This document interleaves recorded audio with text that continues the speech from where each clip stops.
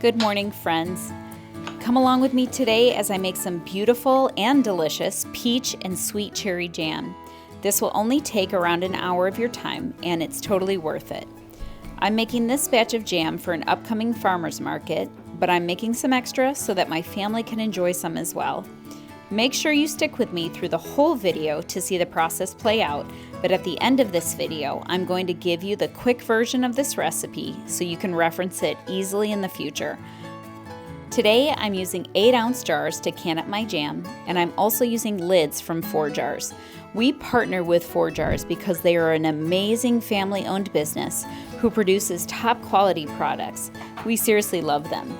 We had the opportunity to spend some time with them at the Homesteaders of America conference, and they are an amazing group of people.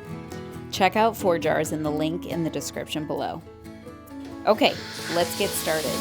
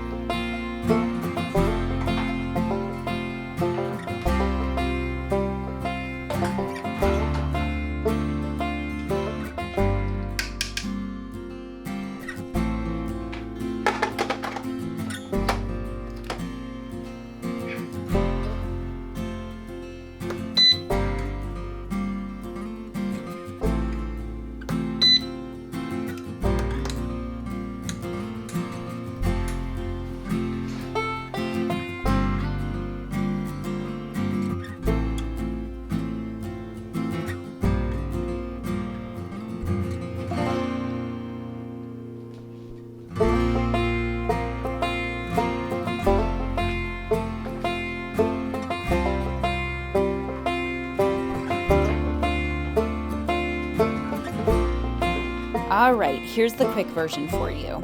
Ready? Wash, chop up, and remove pits from the peaches and cherries.